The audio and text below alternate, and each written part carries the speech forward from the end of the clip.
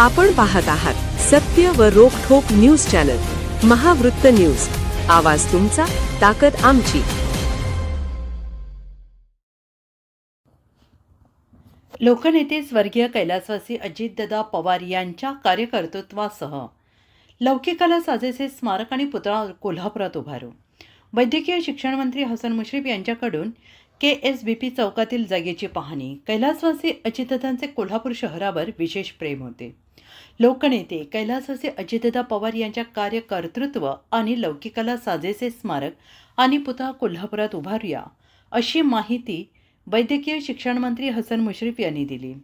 मंत्री हसन मुश्रीफ यांनी KSBP चौकातील जागेची पाहणी केली. मंत्री श्री मुश्रीफ भाषणात यांनी म्हटलेलं आहे की यापूर्वी महापालिकेने KSBP या माध्यमातून ही जागा विकसित केली होती. या जागेवर कैलासवासी अजितदादा पवार यांचा पुतळा उभारण्याचा निर्णय महापालिकेने घेतला, त्याबद्दल मी कोल्हापूर महापालिकेचा आभारी आहे. कैलासवासी अजितदादांना अपेक्षित असलेल्या विकासाचा ध्यास कोल्हापूर महापालिका पूर्ण करेल.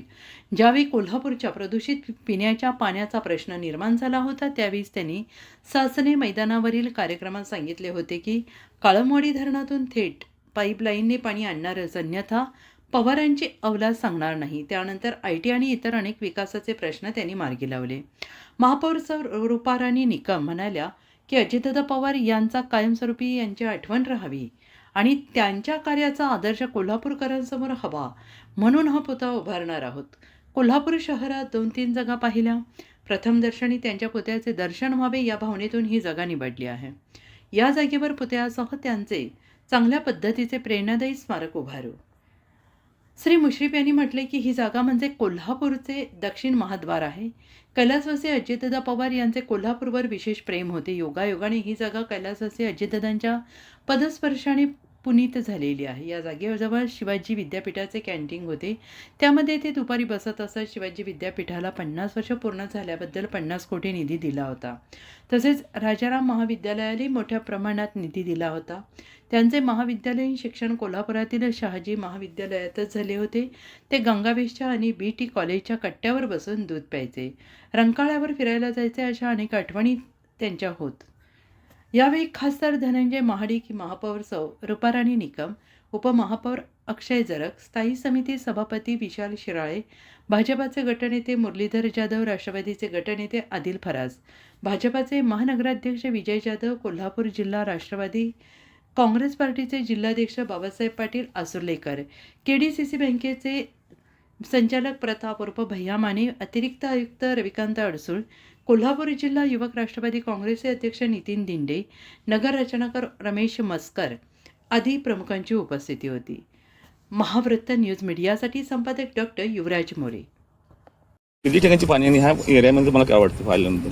नमस्कार. स्वर्गीय अजितदादा पवार यांच्या एक खूप चांगली आठवण राहावी आणि कोल्हापूर शहराला याचं अजितदादा पवारांचा आदर्श नेहमी डोळ्यासमोर राहावा, या दृष्टिकोनातून अजितदादा पवार साहेबांचं खरं तर दुःखद निधन आणि त्यानंतरच्या ठेवण्यात येणाऱ्या स्मृती यासाठी आम्ही अजितदादा पवार साहेबांचा पुतळा या ठिकाणी कोल्हापूर शहरामध्ये व्हावा यासाठी प्रयत्न करत असताना कोल्हापूर शहरातील अशा जागांची जिथे प्रथम दर्शनी दादांचं स्मारक सगळ्यांना दिसावं या दृष्टिकोनातून KSBPची जागा आम्ही पाहणी करण्यासाठी आलेलो आहोत. अशा कोल्हापूर शहरातल्या 2-3 जागा पाहिल्या, परंतु सगळ्यांमध्ये KSBPच्या येथील चौकातील जागा आम्ही सिलेक्ट करत आहोत आणि लवकरात लवकर तरतूद करून चांगल्या पद्धतीचं स्मारक कोल्हापूर शहरवासियांसाठी या ठिकाणी आम्ही करत आहोत. ही जागा फायनल झालेली आहे तुमची? आदरणीय मुश्रीफ साहेब यांच्या पाहणीतून आता ही जागा फायनल झाली आहे असं त्यांनी सांगितलं.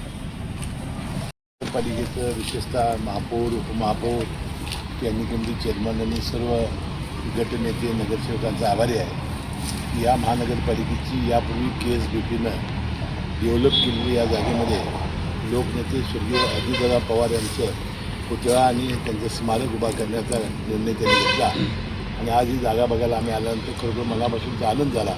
ही अतिशय उत्कृष्ट जागा आहे आणि या कोल्हापूर महाद्वार जे कोल्हापूर शहराचं आहे, म्हणजे दक्षिणेकडून येणाऱ्या लोकांचं आणि विशेषतः VIP लोकांचं, त्यामुळे दादांचं दर्शन त्यांना होईल.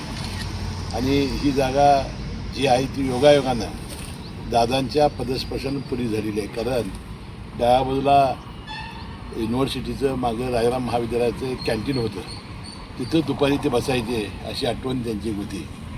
त्यानंतर शिवाजी विद्यापीठाला 50 वर्ष झाली म्हणून 50 कोटी राजाराम महाविद्यालयाला निधी, असा निधी दादांनी दिलेला होता. कारण शहाजी कॉलेजमध्ये जवळजवळ 3 ते 4 वर्ष महाविद्यालयीन शिक्षण त्यांचं कोल्हापूरमध्ये झालेलं होतं आणि कोल्हापूरबद्दल फार त्यांचं प्रेम होतं. आपण गंगावेशच्या किंवा BT कॉलेजच्या कट्ट्यावरचं दूध कसं पितो, आपण रंकाळं कसं फिरायला जात होतो, अशा अनेक आठवणी त्यांच्या होत्या. आणि आपल्याला आठवत असेल की कोल्हापूर शहराच्या प्रदूषणाचा आणि पिण्याचा प्रश्न निर्माण झाला त्यावेळेला त्यांना पहिल्यांदा उपमुख्यमंत्रीपद मिळालं. त्यावेळी शासनी ग्राउंडवर आम्ही त्यांचा सत्कार केल्यानंतर त्यांनी सांगितलं होतं की मी थेट पाईपलाईन काळंबवाडी धरणातून आणण्याचा प्रयत्न करीन आणि ती केल्याशिवाय मी पवाराची अवलाद सांगणार नाही. त्यानंतर अनेक प्रश्न या विकासाचे IT साठी तरी 2-3 तरी बैठका घेतलेल्या होत्या आणि कृषी विभागाची, आणि हा विभाग राष्ट्रवादीकडे असल्यामुळं त्यांनी त्यावेळा कृषीमंत्री कोकाटे साहेब असतील, कृषीमंत्री धनंजय मुंडे असतील, यांची संमती मिळवून दिलेली होती. त्यानंतर हे वैद्यकीय शासकीय महाविद्यालय, त्यानंतर महानगरपालिकेची जागा, म्हणजे आपल्याला शेंदा पार्कचं या पुढच्या काळात मुंबईचं BKC म्हणजे बांद्रा कुर्ला संकुलाला जे आज भाव आहे तसा भाव पुढच्या काळात येणार आहे. आणि ह्या सर्वामध्ये अजितदादांचं फार मोठी दूरदृष्टी होती. विकास कामामध्ये प्रचंड त्यांना प्रेम होतं. म्हणजे ही कामं दर्जेदार झाली पाहिजे अशी त्यांची भावना होती. वाटते अशा प्रकारचे स्मारक शासनाच्या सहकार्याने महानगरपालिका निश्चित उभारेल, त्याचा मेंटेनन्स चांगला ठेवेल आणि अजितदादांना अपेक्षित असलेलं आणि त्यांना अपेक्षित असलेल्या विकासाबाबतची त्यांची जी प्रचंड ध्यास होता तो पूर्ण करण्याचा प्रयत्न महानगरपालिका करेल अशी अपेक्षा व्यक्त करतो.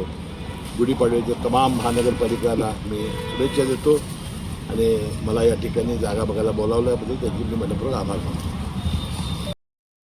महावृत्त न्यूज चॅनलला लाईक करा, शेअर करा आणि सबस्क्राईब करा.